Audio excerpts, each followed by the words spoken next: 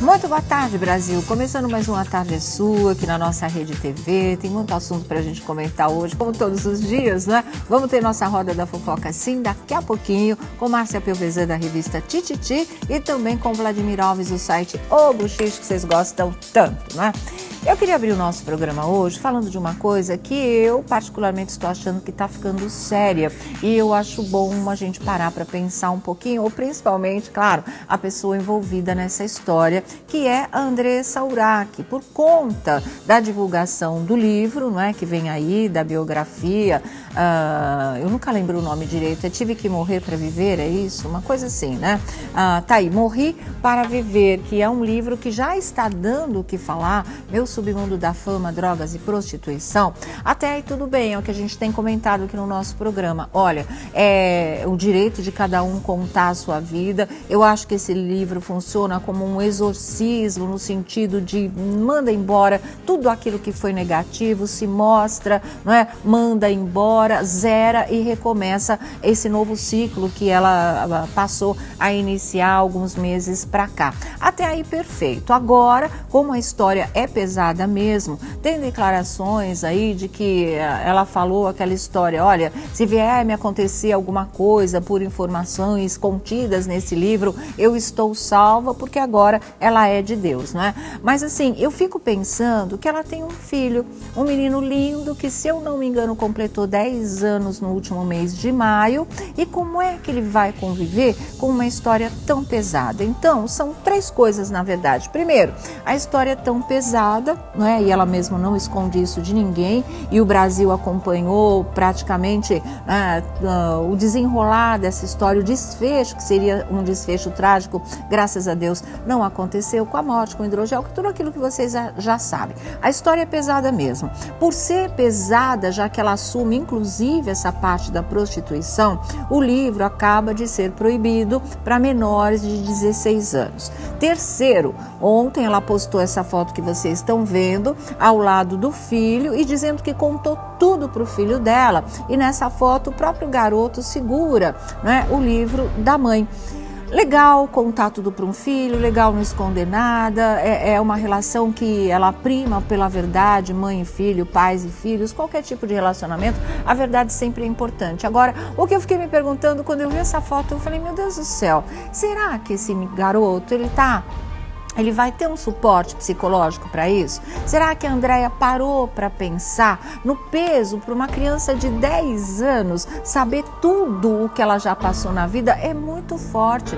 Ela não é uma pessoa qualquer, ela é a mãe dele. Então a gente não sabe como isso pode bater no coração e no lado psicológico de uma criança. Então era isso que eu queria deixar claro aqui, não é? Se Andressa, se ainda não pensou nisso, pensa rapidinho, coloca no psicólogo, ou vá a não é? Que possa orientá-lo, um pastor da igreja que possa conversar com o menino, assim, cercá-lo de um apoio psicológico, emocional, porque o que vem aí não é fácil. As crianças frequentam a escola. Primeiro, ele se deparar com a história de uma mãe, que é uma história muito pesada, muito feia, vamos dizer assim, apesar que agora ela se tornou uma outra pessoa, escolhendo o caminho de Deus, como ela mesma diz. Mas é estranho, né? Vai bater nele de que maneira?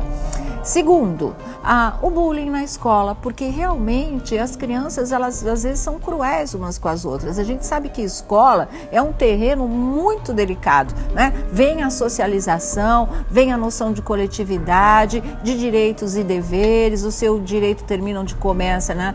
O direito do outro, tem tudo isso que é fundamental na estrutura emocional, psicológica e moral de uma criança. Agora, existe também o lado da criançada que se pauta pelas diferenças e não pelas semelhanças. Então vem aquelas coisas de bullying, de agressividade, de piadinha maldosa, e muita criança, filho de artista, independente de ter uma história como a da Andressa ou não, muita criança, filho de artista, passa por esse tipo de coisa. Ou qualquer outra criança que seja o gordinho, o vesguinho, né? Aquele que é orelhudo, tem orelhinha de abano, aquelas coisas, todo mundo passa por situações complicadas, que tem que ser muito muito bem conduzidas, de professores até em casa, ou de casa até a escola. E é isso que eu fiquei pensando, se o garoto vai ter, na verdade. Se não tem ainda, eu acredito que tenha a necessidade de realmente alguém ali orientando mãe, né? E orientando o filho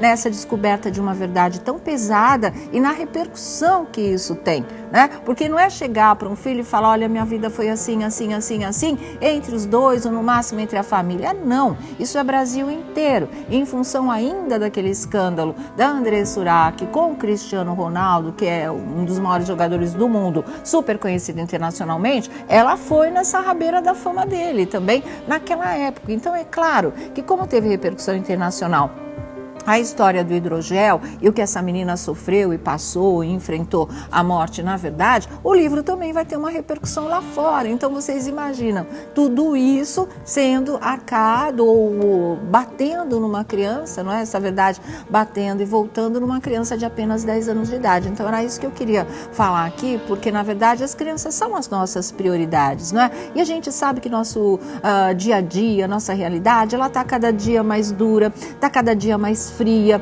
os sentimentos não são tão levados em conta hoje em dia, sensibilidade da criança voltou àquela coisa que, sabe, criança tem que obedecer, você pode fazer dela o que você quiser, desde que você seja o pai, seja a mãe. A gente está aí dando de cara com aquela coisa absurda de uma criança de 8 anos algemada por um policial nos Estados Unidos. Há uns anos atrás a gente viu pior, a escola entregando uma menina de 4 anos, a viatura da polícia vindo buscar e algemando a garotinha de 4 anos também nos Estados Unidos. Então a gente já vive uma época muito torta, muito esquisita de valores, de flutuação, de radicalismo. Então eu acho que é hora de parar para pensar. Eu queria deixar esse recado aqui para a Andressa exatamente por causa disso. A gente sabe que ela descobriu profundamente agora o papel de mãe, ela resgatou uma relação de mãe e filho que é fundamental para qualquer criança, para qualquer mulher, e ela tem que preservar isso a qualquer preço.